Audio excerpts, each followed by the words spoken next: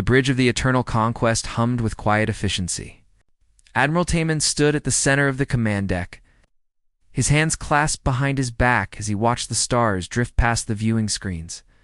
300 warships followed in perfect formation behind his flagship, their crimson hulls gleaming in the distant light of an unfamiliar sun. This was the 48th system the Veltheron Empire would claim, and Taman expected it to fall as easily as all the others. The communications officer, Hana, turned from her station with a puzzled expression. She was young for her rank, but Taman had learned to trust her instincts. When she looked confused, there was usually a good reason. "Admiral, we're receiving a transmission," she said, her voice uncertain. Taman raised an eyebrow. "From the local defense forces? Have they detected us already?" "No, sir." "From the planet itself?" "The third one from the star." Hana's fingers danced across her controls. "It's strange. According to our scans, this world shouldn't have the technology to detect us at this range. They're barely past chemical rockets." "What does the message say?" Hana hesitated before answering. "Turn back. This is your only warning." A ripple of laughter spread across the bridge. Even Taman allowed himself a small smile. The audacity was almost admirable. He walked to Hana's station and examined the data himself. The message was transmitted in perfect Veltheran script, not a single error in grammar or syntax. That was unusual. Most primitive worlds tried to communicate in their own languages first, or sent mathematical equations hoping for universal understanding. "How did they know our language?" Taman asked. "It unknown, sir. But there's something else." Anna pulled up another screen. The transmission didn't come from any single point on the planet. It came from everywhere at once. Every frequency, every bandwidth, all synchronized perfectly. It's as if their entire planet spoke with one voice. Juan, the fleet's tactical analyst, approached with a data tablet. She was efficient and thorough, qualities Taman valued highly. "I've compiled the intelligence report on the target world, sir. They call it Earth. Population approximately 8 billion. Technology level is pre-fusion. No faster than light capability. The planet is divided into hundreds of separate nations, many of them in conflict with each other. There's no unified government, and how did they send a coordinated message?" Taman asked. Jiwan shook her head. "I don't know, sir. It shouldn't be possible given their technology base." Taman studied the blue and green planet on the main display. It looked peaceful from here, its white clouds swirling across vast oceans. He had seen dozens of worlds like this. They all looked peaceful until you got closer and saw the chaos underneath. Primitive species were always divided, always fighting among themselves. That's what made them easy to conquer. You simply offered the losing side help, turned them against their enemies, and ruled over the ashes. The door to the bridge slid open, and Minho entered. He was the Emperor's appointed overseer for this mission, a political officer meant to ensure Taman followed proper protocols. Taman found him irritating, but necessary. Minho was cautious to a fault, always seeing danger where there was only opportunity. "I heard about the message," Minho said quietly, positioning himself beside Taman. "Perhaps we should proceed with caution."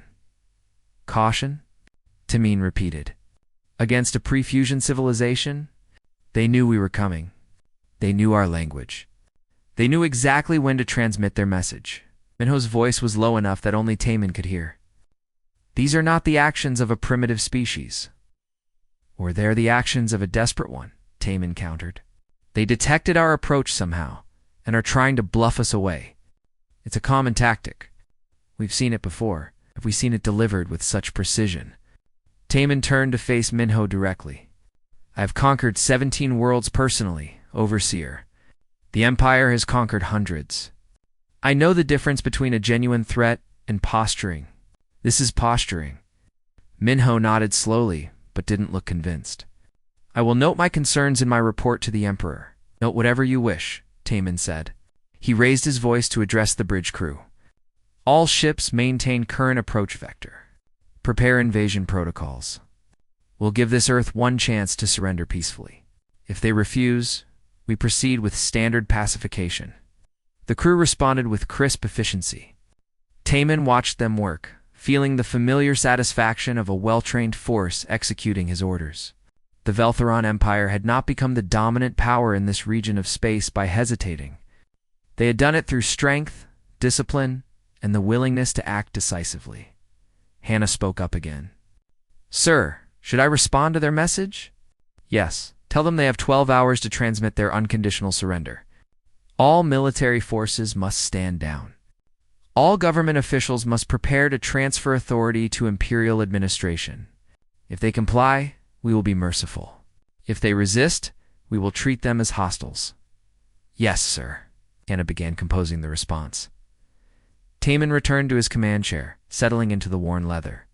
He had sat in this chair for 5 years, commanding the eternal conquest through campaign after campaign. The ship had never failed him. The Empire had never failed him. This would be no different. Far below on the surface of Earth, in a reinforced bunker, deep beneath the city of Sol, Commander Heian received confirmation that the Veltheran fleet had received humanity's warning. She stood in front of a massive display screen showing the positions of every alien ship in the solar system. Behind her, dozens of technicians worked at their stations, monitoring systems that no one outside this room knew existed. Young-ho. The alien response just came through. "They're giving us 12 hours to surrender." "Of course they are," Heian said without emotion. She had expected nothing less. The Veltherans had conquered too many worlds to take a warning from Earth seriously. They thought humanity was weak, divided, primitive. Let them think that. It was better this way. "Do you really think they'll turn back?" Young-ho asked. Hyun studied the alien fleet on the display. 300 ships, each one capable of destroying a city. Overwhelming force by any conventional measure, but conventional measures didn't apply anymore. Not after 70 years of preparation. Not after what humanity had built. "No," she said finally. "They won't turn back. But we had to give them the choice. We had to prove we tried diplomacy first, and when they refuse..." Hyen's expression remained calm, but her eyes were hard as steel. "Then we show them why ignoring Earth's warning will be the greatest mistake their empire ever made." She walked to a secure terminal and entered her authorization code. On screens around the world, in hidden facilities buried under mountains and deserts and ice, other commanders did the same. The network came alive, waiting for the final order. "Activate the defense grid," Heian commanded. "Prepare all systems. When they come for us, they'll learn what humanity has really been building all these years."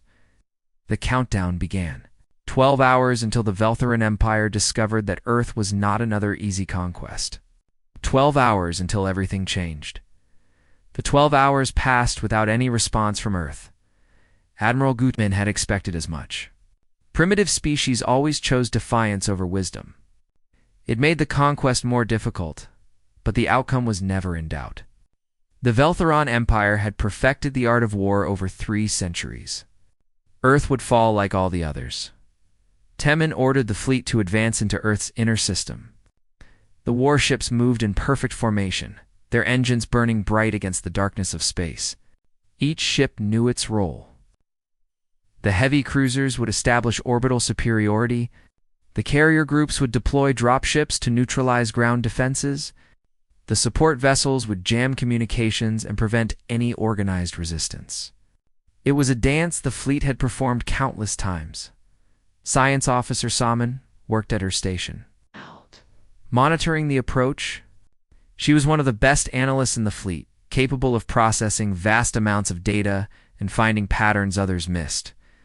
As the ships crossed the orbit of the 4th planet, a red desert world the locals called Mars, her instruments began registering unusual readings. "Admiral," she called out, her voice carrying a note of concern, "I'm detecting multiple objects emerging from the asteroid belt. Small signatures, moving at high velocity." Taman walked to her station. "Missiles." "I don't think so, sir. The size and composition match natural asteroids, but they're accelerating far too quickly for any propulsion system that should exist on this world." On the main display, dozens of red dots appeared, then hundreds, then thousands. They poured out of the asteroid belt like a swarm, each one moving with purpose and speed that defied conventional physics. The bridge crew watched in silence as the asteroids accelerated to velocities that should have torn them apart. "Weapons status," Taman ordered. "All batteries ready." Sir Giwan reported from the tactical station. "Awaiting your command. Hold fire." "Let's see what they do." The asteroids streaked toward the Veltheron fleet. Every combat instinct Taman had developed over decades screamed at him to open fire, to destroy the threat before it reached his ships. But something held him back. This didn't feel like an attack. It felt like something else. The asteroids reached the fleet formation and then did something impossible. They wove between the ships like dancers, passing within meters of hulls and weapon arrays without touching anything.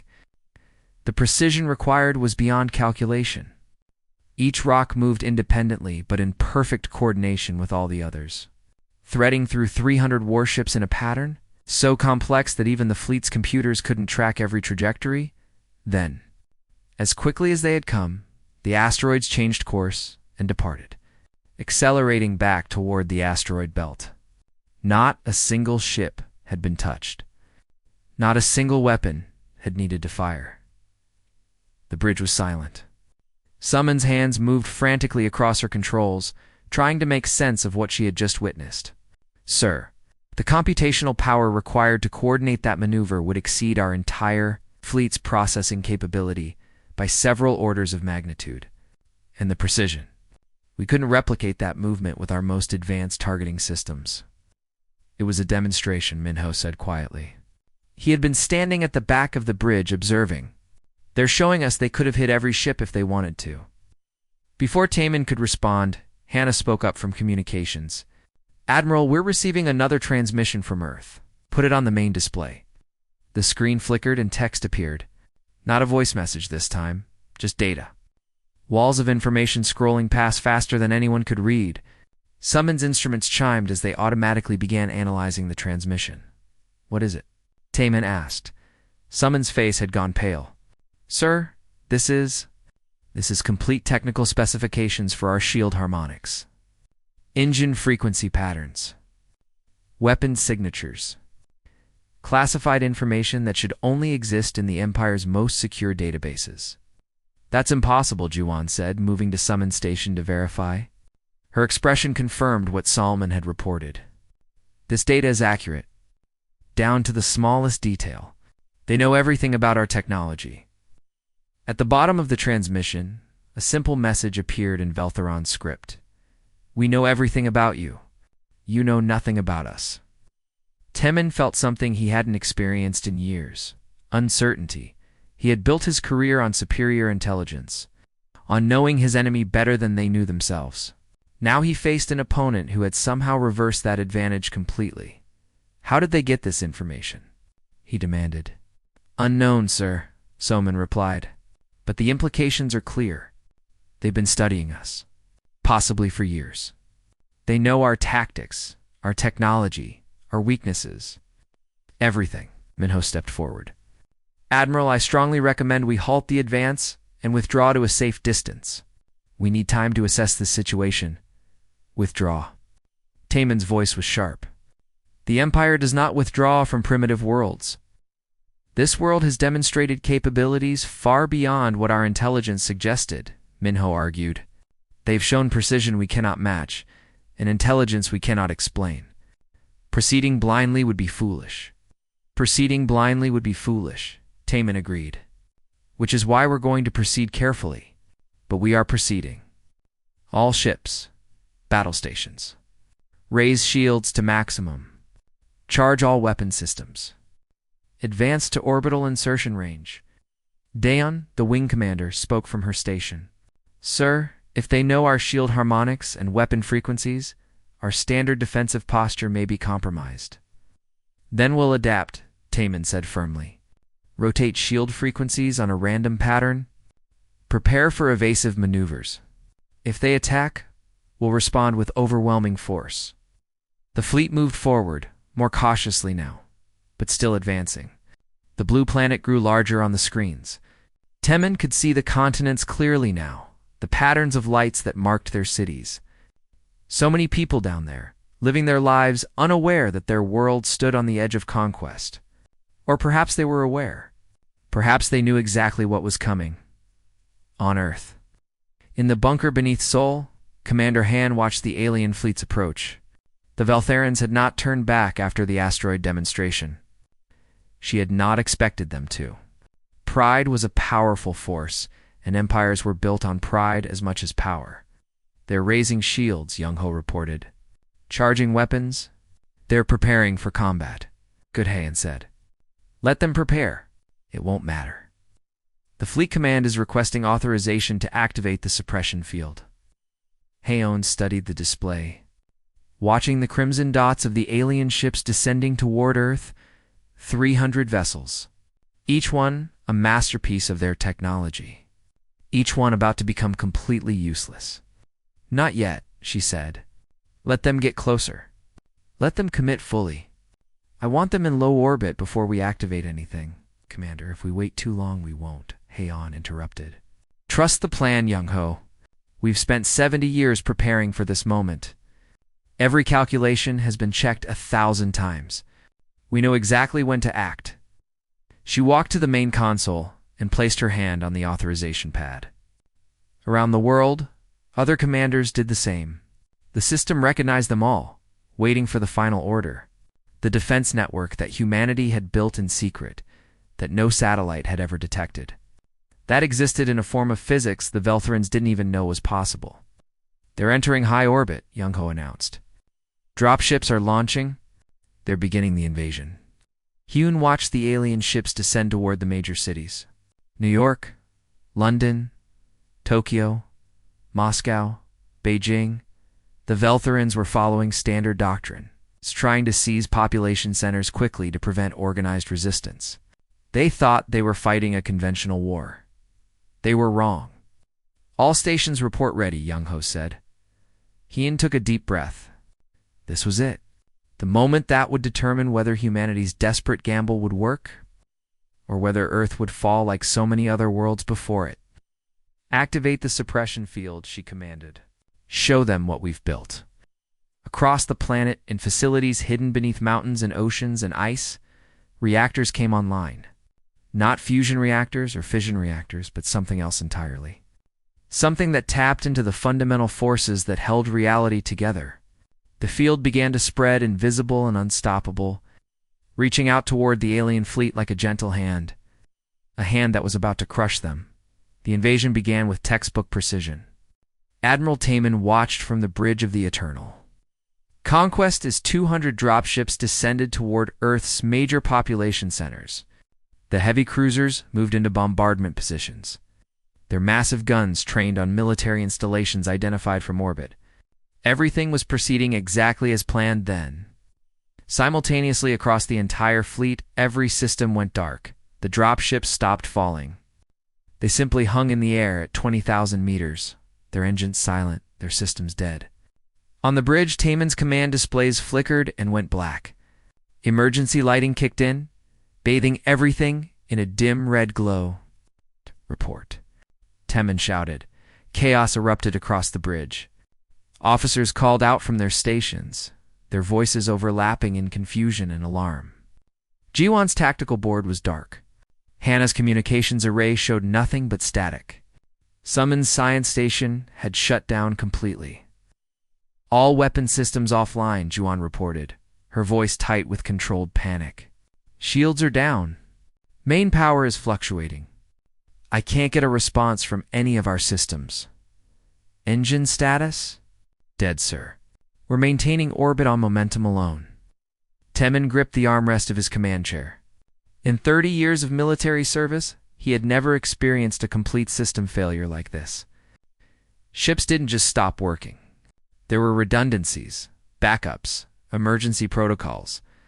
Yet every system had shut down at exactly the same moment. Is it some kind of electromagnetic pulse? He asked Salman.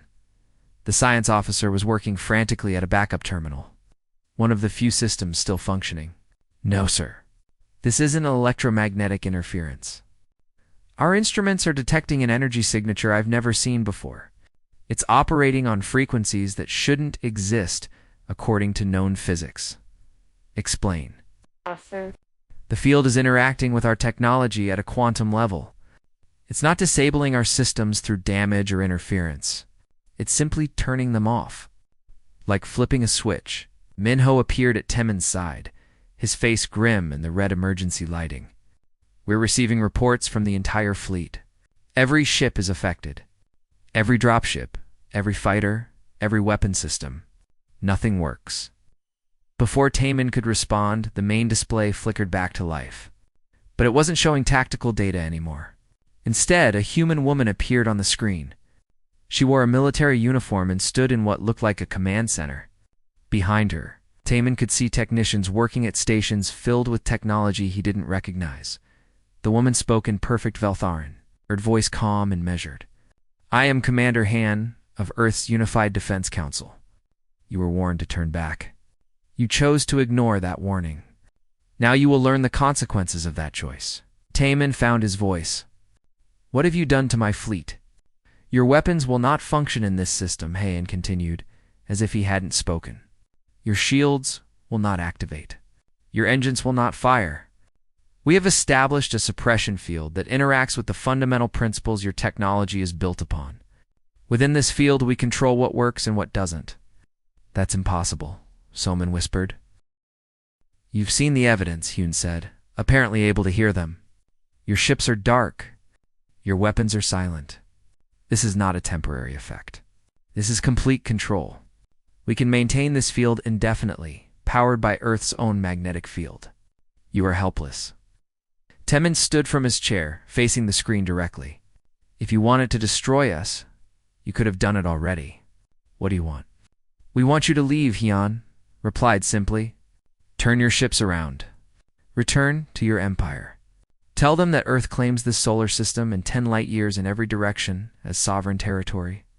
Tell them that any ship that enters this space will be disabled and returned to the border. Tell them that we will defend ourselves with whatever force is necessary. The Empire does not negotiate with primitives." "Then the Empire will learn a hard lesson." Hyun's expression didn't change. "We are not primitives, Admiral. We are a species that has spent 70 years preparing for your arrival. We detected your transmissions 7 decades ago. We knew you were coming. We knew what you would do, and we built accordingly." Guan spoke up from her station. "How did you know about us? How did you get our technology specifications?" "You broadcast them," Hyun answered. "Every ship, every station, every outpost in your empire sends signals into space. We collected them. We studied them. We learned your language, your culture, your technology. We know your fleet compositions, your tactical doctrines, your political structure. We know everything about the Veltharan Empire because you never thought to hide it. Why would you? You were the dominant power. You had nothing to fear." She paused, letting that sink in. "You should have feared us." Minho stepped forward. "Commander Heian, I am Overseer Minho, representative of the Veltharan Emperor. May I ask how your world achieved this level of technology?" "Our intelligence indicated you were centuries away from faster-than-light travel." Centuries away from faster-than-light travel," Heian confirmed. "We have no interest in exploring the galaxy or building an empire. We only want to be left alone. So we focused all our efforts on defense. Every nation, every resource, every scientific mind for 70 years worked toward a single goal: making Earth unconquerable.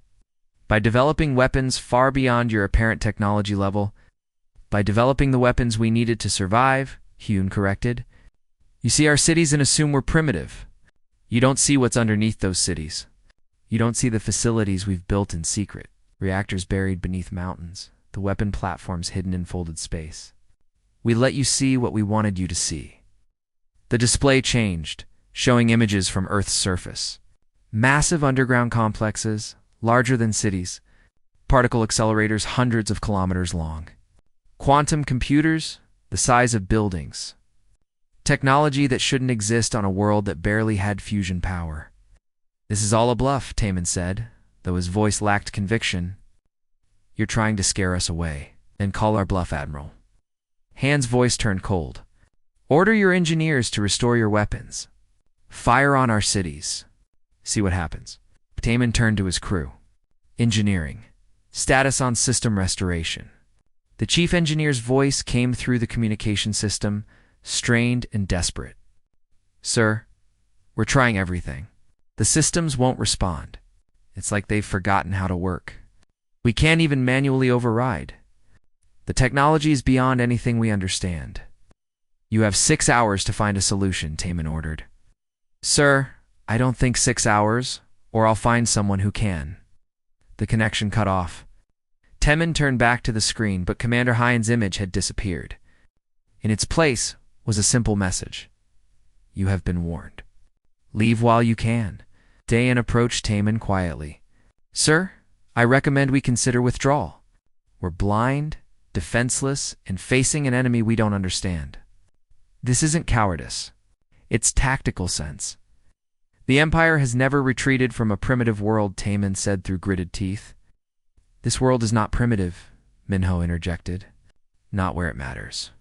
They may not have starships, but they have weapons that make our fleet irrelevant. Pride is not worth the destruction of 300 ships and their crews. Taman looked around his darkened bridge. His crew was watching him, waiting for orders. They trusted him to make the right decision. But what was the right decision? Retreat would be humiliating. The Emperor would demand answers. His career would be over, but staying meant facing an enemy that could disable his entire fleet without firing a shot. An enemy that claimed to have weapons even more terrible than what they'd already shown. An enemy that knew everything about the Veltharan Empire, while remaining almost completely unknown themselves. Give the engineers their 6 hours, Taman said finally. If they can restore systems, we continue the operation. If not, we'll reconsider our options. It was not quite a retreat, but not quite a commitment to fight either. A middle ground that satisfied no one but kept all options open. Deep in Earth's command bunker, Young-Ho turned to Commander Heen. They're holding position. Not advancing, not retreating, Good Hyan said. That means they're smart enough to recognize the danger, but too proud to run. That gives us time. Time for what? To prepare Phase 3, Hyun pulled up a new display, showing weapon systems that hadn't been activated yet. Systems that made the suppression field look gentle. If they don't leave peacefully, we'll have to make them leave. And that's when they'll really learn what humanity has built. She looked at the representations of the alien fleet on her screens. 300 ships full of living beings who were just following orders, just serving their empire.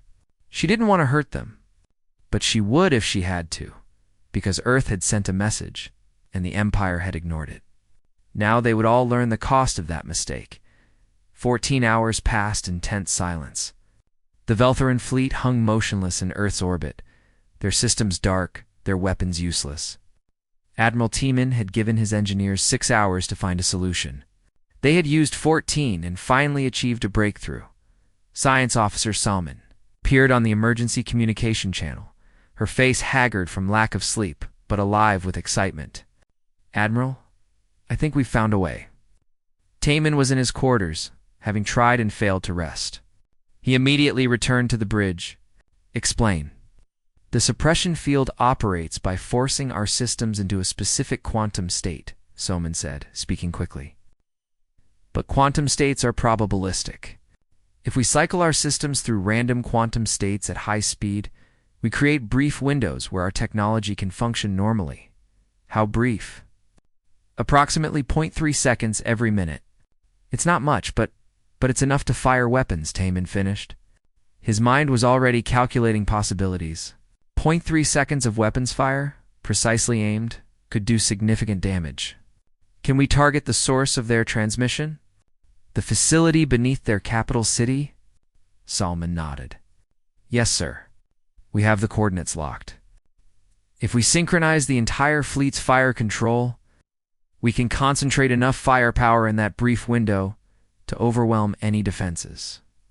Minho, who had been standing quietly at the back of the bridge, spoke up. Admiral, is this wise? We're talking about striking their command center. That will certainly provoke a response. We've disabled our entire fleet, Taman shot back. How much more provoked can they be? We either show them we can still fight, or we surrender without trying. Which would you prefer? I would prefer we withdraw and request reinforcements. Your preference is noted and ignored. Taman turned to Jiwan at tactical. Prepare a synchronized strike. All ships with clear firing solutions on the sole coordinates. Maximum power. Fire the moment our systems come online. The bridge crew moved with renewed purpose. After 14 hours of helplessness, they finally had something to do. Taman watched the countdown timer. In 2 minutes, the fleet's weapons would cycle into a functional state. In those precious 0.3 seconds, they would show Earth that the Veltheran Empire could not be humiliated without consequence. The timer reached 0. Across the fleet, 37 ships achieved weapons lock simultaneously. 37 heavy plasma cannons, each capable of melting a city block, fired at the same instant. The beams converged on a single point beneath Seoul, carrying enough energy to vaporize everything within 10 kilometers. The beams stopped 3 meters above the target facility. They didn't hit shields or encounter barriers. The energy simply ceased to exist, converted into harmless radiation by another technology the Veltherans couldn't understand. The strike left no damage, no crater, no sign it had ever happened, except for some ionization in the upper atmosphere. Direct hit, Juwan reported, then paused as her instruments updated. No, wait. Impact absorbed. Target is intact. No damage detected. Taman stared at the tactical display in disbelief. They had hit the target with enough firepower to glass a continent, and it had done nothing. Absolutely nothing. Then the response came. Around Earth, structures became visible that hadn't been there a moment before. Hundreds of platforms, each the size of a Veltheran cruiser, simply appeared in orbit. They hadn't uncloaked or dropped shields. They had been existing in folded space, occupying the same coordinates as normal reality, but shifted into another dimension. Now, they revealed themselves, solid and real and terrifying. Summons instruments screamed with alerts. Sir, massive energy signatures. These platforms are drawing power from I don't know what. The readings don't make sense. It's like they're tapping directly into the planet's magnetic field, or the sun's fusion, or something else entirely. One of the platforms activated. A beam reached across 400,000 kilometers in an instant, touching the Eternal Conquest's hull. The ship didn't explode. It didn't rupture. It simply stopped. Every system, every circuit, every computer went completely inert. The only things still functioning were life support and emergency lights, apparently left active deliberately. Temin found himself standing in near darkness, surrounded by his frozen command crew. The only sound was the quiet hum of air circulation. Then, in the center of the bridge, a hologram appeared. Commander Hain, life-sized and real-looking, stood as if she were actually present. "You tried to attack us," she said quietly. "We demonstrated mercy by absorbing your strike without retaliation. We could have destroyed your ships. We chose not to. We could have deactivated your life support. We chose not to. We are giving you one final opportunity to withdraw peacefully." Teeman's hand moved instinctively toward his sidearm, but it was useless. Even if he could shoot a hologram, what would be the point? You're making an enemy of the entire Empire. You realize that? "We're defending our home from an invasion," Heian replied.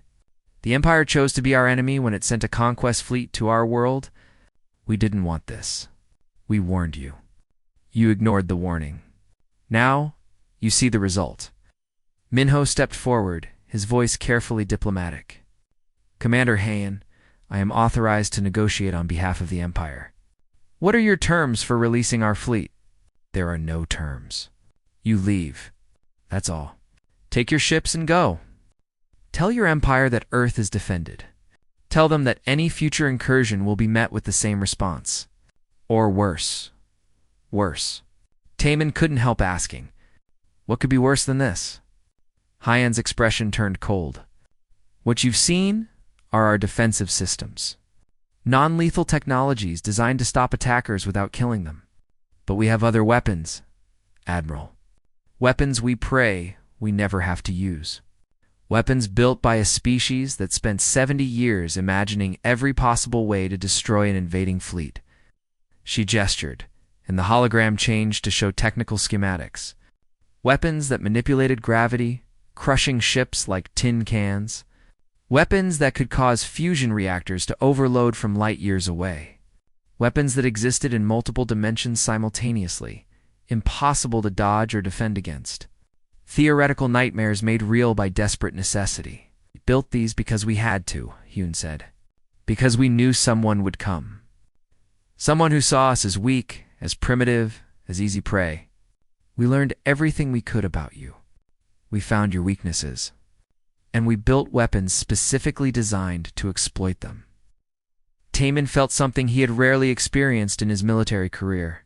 Genuine fear. Not fear for himself, but fear for his crew. For his fleet. For what would happen if this situation escalated further. Daeon spoke quietly. Commander Han, may I ask a question? Of course, how did your world achieve this? Our intelligence was thorough. We monitored your electromagnetic emissions for years. We should have detected these facilities, these weapons. How did you hide all this? We didn't hide it, Han replied. We built it underground, under oceans, in places you didn't think to look. And we used your own assumptions against you. You saw our surface technology and assumed that was all we had. You saw our divided nations and assumed we couldn't coordinate. You saw our lack of starships and assumed we were helpless. Every assumption you made was wrong. She paused, her expression softening slightly. We're not conquerors. We have no interest in your empire or your worlds. We just want to be left alone. But we will not be conquered. We will not be enslaved. We will not become another entry in your list of defeated species. We are human, and we survive. The hologram shifted to show a view of Earth from orbit. The blue planet turned slowly, beautiful and fragile-looking. But now Taemin knew what lay beneath that peaceful surface. Weapons beyond understanding. A determination forged in 70 years of preparation. A species that had united its entire world in a common cause. You have a choice to make, Admiral, Hyun said. Leave peacefully, and your ships will be restored to full function at the edge of this system. You and your crew can return home alive. Or refuse, and we demonstrate what happens when humanity stops being merciful. You would kill 300 ships worth of crew. We would defend our world with whatever force proves necessary. But we hope it doesn't come to that. We hope you're smart enough to recognize when you're beaten. Minho cleared his throat. If we return to the Empire and report this, they will send more ships. Bigger fleets. Different weapons. You understand that? We understand, Hyun confirmed. And we'll be ready. We've had 70 years to prepare for you. We'll have however long we need to prepare for what comes next. Earth doesn't rush to war, Admiral. We prepare. We plan, we build. And when the time comes, we fight with everything we have. The hologram began to fade. You have 12 hours to decide. Stay and face the consequences, or leave and live to report what you found. Choose wisely. She disappeared, leaving Taemin and his crew in the dim emergency lighting of the disabled ship. The silence stretched long. Finally, Daeon spoke. Sir, we should leave. This isn't a battle we can win, Taemin wanted to argue. Every instinct demanded he fight, that he find a way to defeat this impossible enemy. But he knew Daeon was right. They were beaten. Completely. Utterly beaten by a species they had dismissed as primitive. The question was whether his pride would let him admit it. Admiral Taemin sat in his command chair aboard the Eternal Conquest, staring at the darkened displays that had once shown him complete tactical superiority. 8 hours had passed since Commander Hyun's ultimatum. 4 hours remained before the deadline. His crew waited silently for orders that he had not yet given. The emergency communication system crackled to life. It was one of the few systems Earth had allowed to continue functioning. Minho's voice came through from his quarters. Admiral, I've received an encrypted message from the Imperial Core Worlds. The Emperor himself has reviewed our situation, and Taemin asked, though he suspected he knew the answer. His orders are clear. If you believe victory is achievable, you are authorized to proceed with any necessary force. If not, you are to withdraw and await reinforcements. The decision is yours, but you must make it soon. Of course, the Emperor would leave the decision to him. If Temin retreated, the Emperor could blame him for cowardice. If Temin stayed and the fleet was destroyed, the Emperor could blame him for recklessness. Either way, Temin's career was over. The only question was whether his crew would survive. Understood, Temin replied. I'll give my orders within the hour. He cut the connection and activated the ship-wide intercom. All senior officers report to the bridge immediately. They came one by one through the darkened corridors. Daeon from the flight deck. Guan from her tactical station. Salman from the science bay. Hannah from communications. Even the chief engineer, looking exhausted after hours of fruitless attempts to restore ship functions. They gathered in the red-lit bridge, waiting. I'm asking for your honest assessment, Temin said, without preamble. Can we win this fight? Soman spoke first. No, sir. The technology gap is too large. It's not a matter of better weapons or tactics. They're operating on principles of physics we don't understand. Fighting them would be like trying to shoot down a starship with rocks and spears. The Empire has overcome technology gaps before, Temin argued, though his voice lacked conviction. Not like this, Salman countered. Those were gaps of decades, maybe a century. This is different. They've taken specific technologies and developed them far beyond anything in the known galaxy. And they did it all in secret, specifically to counter us. Juwan nodded in agreement. From a tactical standpoint, we have no advantages. They control the battlefield completely. They can see everything we do. They can disable any weapon we employ. They can destroy us whenever they choose. The only reason we're still alive is because they're choosing to let us live. What about the reinforcements the Emperor mentioned? Temin asked Minho. Could a larger fleet succeed where we failed? Minho shook his head slowly. Based on what we've seen, I don't believe numbers would matter. They didn't defeat us with superior firepower. They defeated us by making our firepower irrelevant. 1,000 ships would be just as helpless as 300. The chief engineer cleared his throat. Sir, I've been analyzing the suppression field for hours. The more I study it, the more impossible it seems. They're manipulating quantum states across vast distances with perfect precision. To counter that, we would need to completely rebuild our technology from the ground up. New physics, new engineering, new everything. That would take decades, maybe centuries.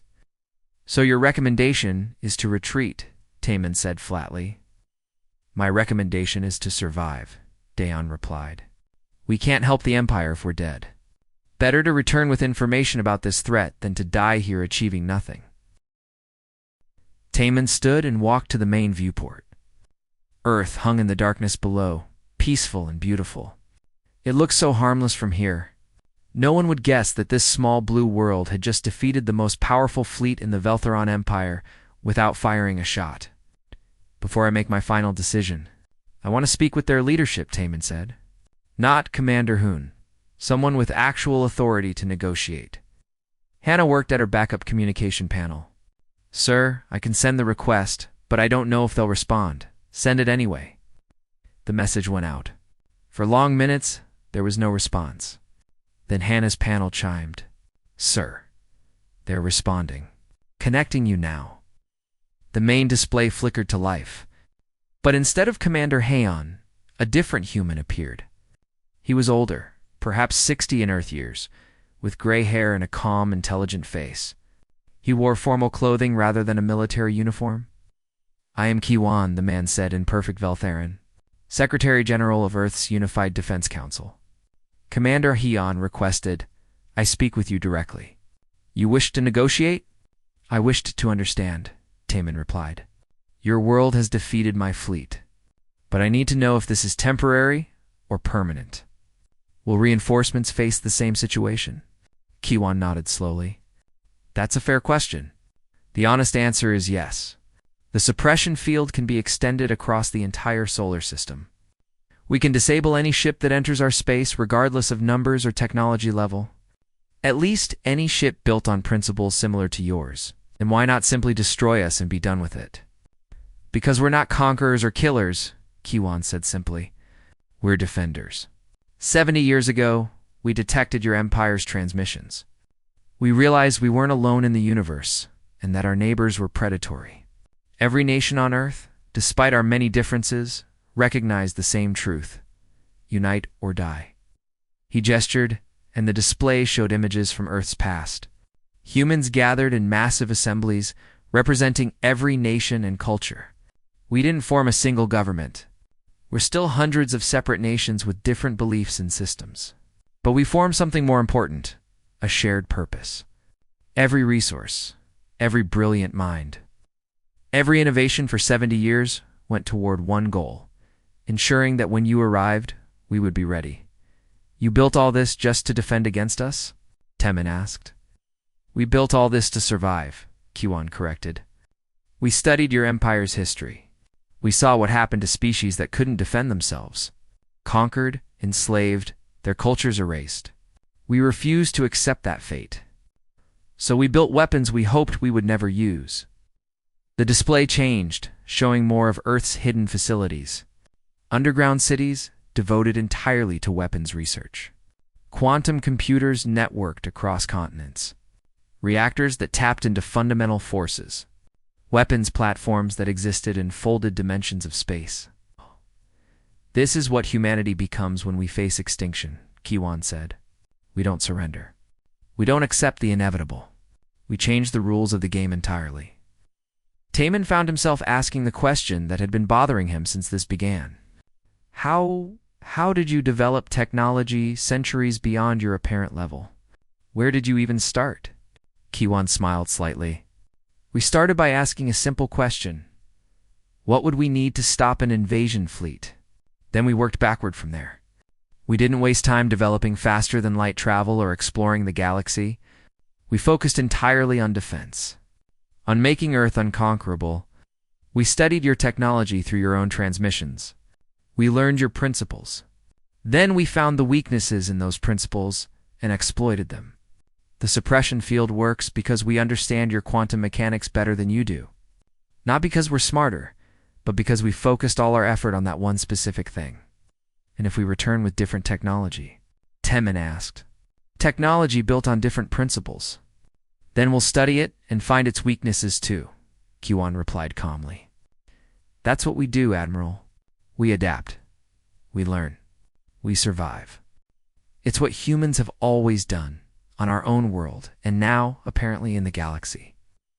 He leaned forward slightly. I'm going to be honest with you. We don't want war with your empire. We have no interest in conquest or expansion. We claim this solar system and 10 light years around it as our sovereign space. Stay out of that sphere, and we'll never trouble you. But enter it with hostile intent, and we'll defend ourselves with whatever force is necessary. Emperor will not accept being dictated to by a primitive world, Teman said. Then the Emperor will learn what happens. When pride overcomes wisdom, Kiwan replied. We've given you every chance to leave peacefully. We've demonstrated our capabilities without killing anyone. We've shown mercy that, frankly, your empire has never shown to others.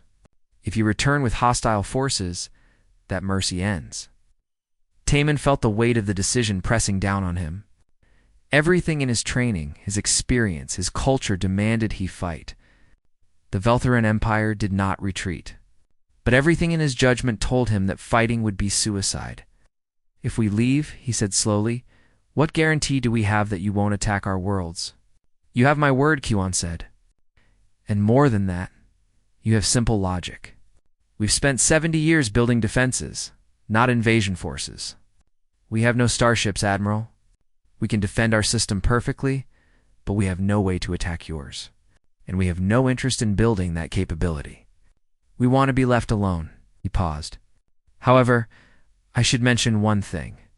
We're sharing the technical specifications for our suppression.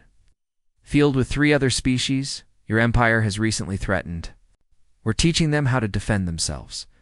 Consider it a gift to potential friends and a warning to potential enemies. Taman's eyes widened. If other species learned Earth's defensive technologies, the Empire's expansion would grind to a halt. Entire military doctrines would become obsolete overnight. The balance of power in the galaxy would shift dramatically. You're threatening the Empire's existence, Taemin said quietly. We're ensuring our own existence, Kiwan corrected. If that limits your Empire's ability to conquer others, perhaps that's not a bad thing. Perhaps it's time the galaxy had fewer empires and more free worlds. The transmission ended, leaving Taemin alone with his thoughts. His senior officers watched him silently, waiting for the decision only he could make. Finally, Taemin spoke. Prepare the fleet for withdrawal.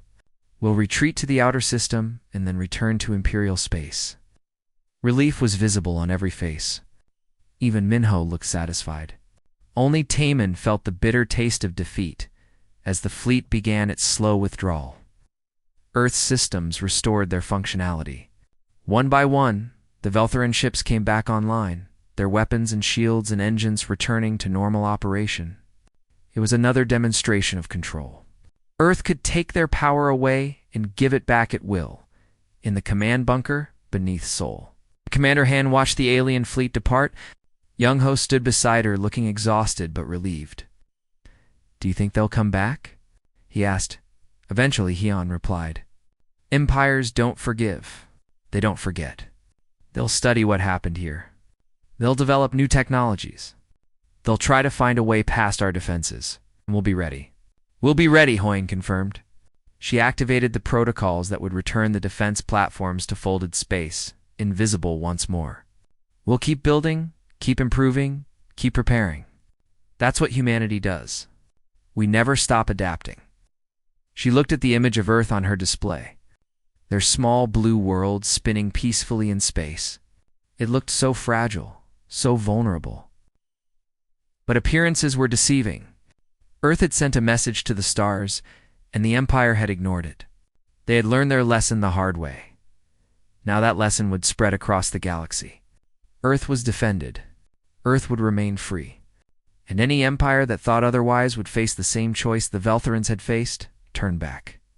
Or learn what happens when you force humanity to fight for survival. The war wasn't over. It had only just begun. But for now, Earth had won, and that was enough.